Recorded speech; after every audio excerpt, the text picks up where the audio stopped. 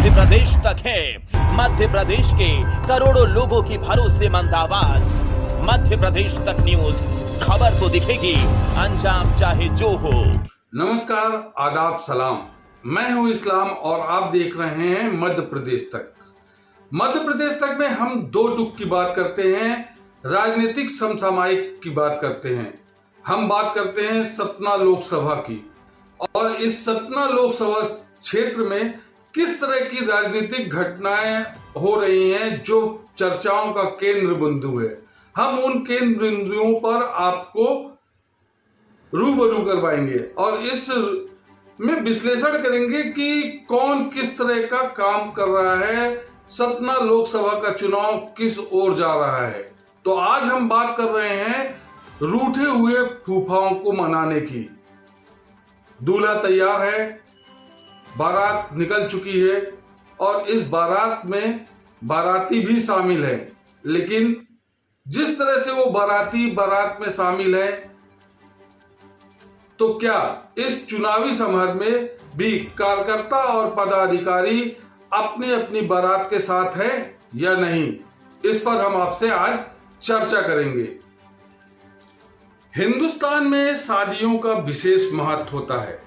शादी की जब बात होती है तो दूल्हा बाराती घर सबकी चर्चा होती है, जिसमें जीजा, फूफा, मामा, चाचा, चाची, दोस्त यार और अपने करीबी सभी उमंग के साथ बारात में आते हैं। कुछ इसी तरह का माहौल चुनावी समर में भी देखने को मिलता है। जब प्रत्याशियों की घोषणा होती है तो कार्यकर्ताओं की बारात होती है, लेकिन वर्तमान लोकसभा चुनाव को देखा जाए तो वर्तमान स्थिति में देखा जाए तो चुनावी दूल्हे तो दिख रहे हैं, लेकिन बाराती नजर नहीं आ रहे हैं। बारातियों का इधर पर आशा है कि राजनीतिक कार्यकर्ताओं और पदाधिकारियों से है, जिन्हें चाचा, फूफा, मामा, चाची, मौसी, अन्य रिश्तेदारों के रूप में हम देखते हैं। हर पार्टी पर अगर हम नजर डालेंगे तो कमोबेश यही स्थिति नजर आती है। प्रत्याशी के रूप में दूल्हा तो सजा हुआ दिखता है, लेकिन बाराती नजर नहीं आ रहे हैं, और हो भी क्यों ना। ये बाराती इसलिए नजर नहीं आ रहे हैं क्योंकि इस लोकसभा चुनाव में कहीं ना कहीं टिकट का खुन्नस है, और वो खुन्नस अपने पार्टी के प्रत्याशी से निकालकर दूसरे दलों की ओर पलायन कर रहे हैं। ये वही फूफा हैं जो अपनी पार्टी में काफी समय से जमे रहते हैं और अग्रणी पंक्ति में दिखाई देते थे, लेकिन एक छोटी सी टिकट न मिलने पर वो पार्टी से पलायन कर जाते हैं और बारात को केवल इसलिए छोड़ जाते हैं कि उनकी पूछ परख आओ भगत नहीं हुई है। इस आओ भगत को देखते हुए जिस तरह से सारे रिश्तेदार या फिर यूं कहूं कि कार्यकर्ता और पदाधिकारी अपनी अपनी पार्टी से पलायन करते हुए दिखाई दे रहे हैं, तो ऐसा लग रहा है जैसे बाराती पूरे लोकसभा चुनाव से गायब है, यानी कि कार्यकर्ता और पदाधिकारी पूरी तरह से चुनाव से गायब है। केवल दूल्हा बस अपने कुछ साथियों और यारों के साथ में बारात लेकर निकल पड़ा है। 2024 के लोकसभा चुनाव में कमोवेश यही स्थिति देखने को मिल रही है। बारातियों के रूप में पार्टी के कार्यकर्ता और पदाधिकारी नदारत नजर आ रहे हैं।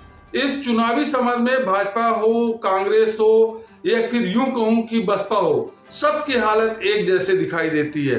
अब स्थिति यह है कि प्रत्याशी अपने दम पर ही चुनावी समर में बारात लेकर निकल गया है। मैं बात कर रहा हूं कि कांग्रेस की। अब यही स्थिति कांग्रेस में भी देखने को मिल रही है। कांग्रेस से सतना से 2 बार विधायक सिद्धार्थ कुशवाहा डब्बू को कांग्रेस ने अपना लोकसभा प्रत्याशी बनाया। कांग्रेस में जैसे ही सिद्धार्थ कुशवाहा डब्बू को अपना प्रत्याशी बनाया, वैसे ही कांग्रेस से भगदड़ सी मच गई है, और यह भगदड़ दिखाई देती है कि किस तरह से जब पार्टी और बारात में कुछ हम रिश्तेदारों की ये फिर हम कार्यकर्ता और पदाधिकारियों की पूछ परख कम होती है, तो वैसे ही ये पदाधिकारी और कार्यकर्ता अपनी पार्टी से छिटक कर दूसरी पार्टी के खेमे में जा मिलते हैं। ठीक वही हाल जो कुछ खास रिश्तेदार होते हैं, जो होते हैं जीजा, फूफा, मामा, चाचा, काका, मौसी, चाची, इन रिश्तेदारों की अगर आवभगत कम हो गई तो जिस तरह से आज कांग्रेस की स्थिति बनी हुई है, उसी तरह से उस बारात की भी स्थिति हो जाती है जिसमें दूल्हा अकेला रह जाता है और उस अकेले दूल्हे को केवल उसके दोस्त यार बस थामे रहते हैं।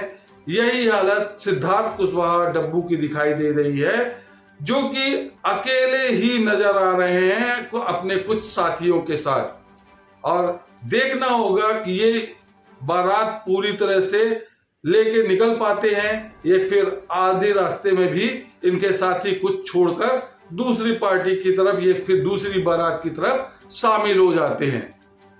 अब कमोवेश यही स्थिति भाजपा की बनी हुई है।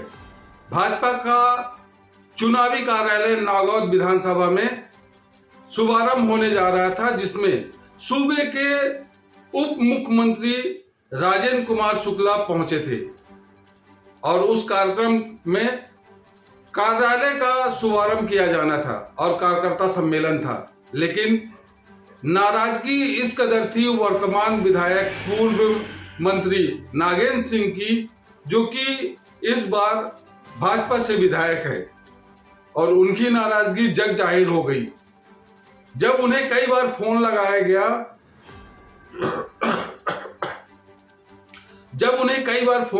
गया और वो फोन सुनकर भी कार्यकर्ता सम्मेलन में नहीं पहुंचे और आखिरकार सूबे के उप मुख्यमंत्री राजेंद्र कुमार शुक्ला को उनके घर तक जाना पड़ा और उनके घर पहुंचकर वर्तमान विधायक पूर्व मंत्री नागेंद्र सिंह से चुनाव को लेकर चर्चा की गई।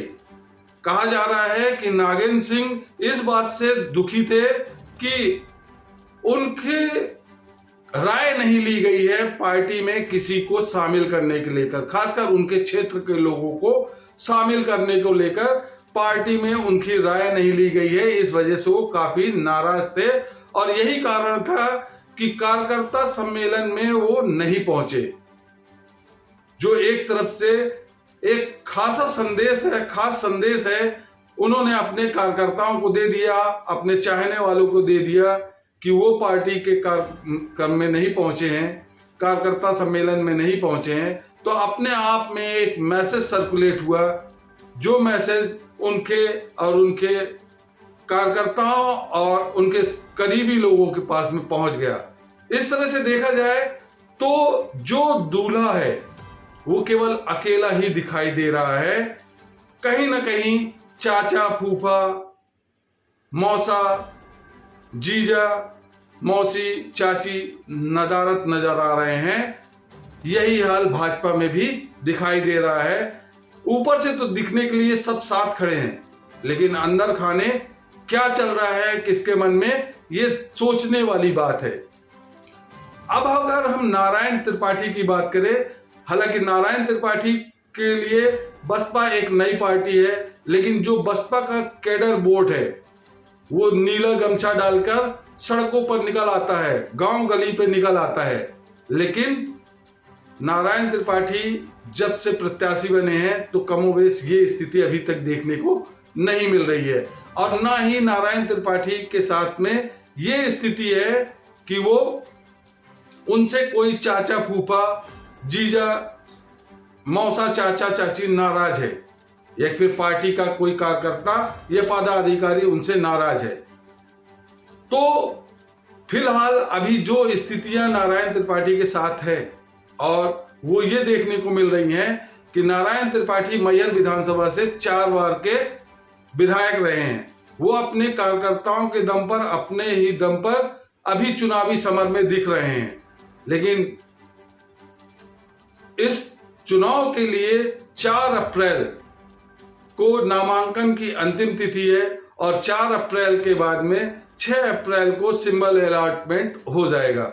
उसके बाद देखना होगा कि क्या तीनों पार्टियां अपने रूठे हुए कार्यकर्ता और पदाधिकारियों को मना पाएंगी या नहीं, ये तो देखने का विषय है। हम बात करें अगर कि सतना लोकसभा में 17,07,071 मतदाता हैं और इन मतदाताओं में कार्यकर्ता पदाधिकारी पार्टी के क्या असर छोड़ पाते हैं, ये 26 अप्रैल को होने वाले चुनाव में देखने को मिल जाएगा, मतदान में आपको देखने को मिल जाएगा और उसका परिणाम 4 जून को सबके सामने आ जाएगा।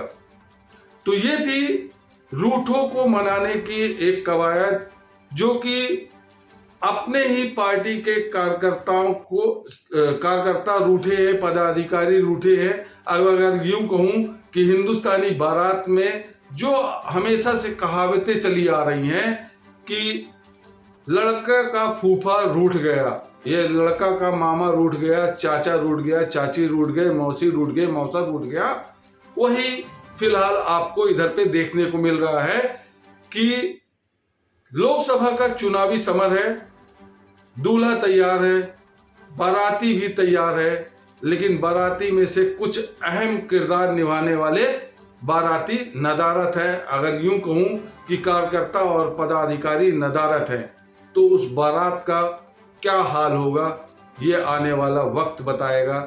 26 अप्रैल को होने वाले मतदान में आपको दिखेगा और 4 जून को साफ हो जाएगा कि कौन से पार्टी के कार्यकर्ता और पदाधिकारी किस पार्टी के साथ थे और किस पार्टी के साथ नहीं थे। तो ये था हमारा विश्लेषण रूठे हुए को मनाने का। चुनावी समर में बारात को लेकर हमने जिस तरह से आपके सामने आकलन रखा है, उस आकलन को आप किस तरह से देखते हैं, हमें कमेंट सेक्शन पे जाके जरूर बताएं।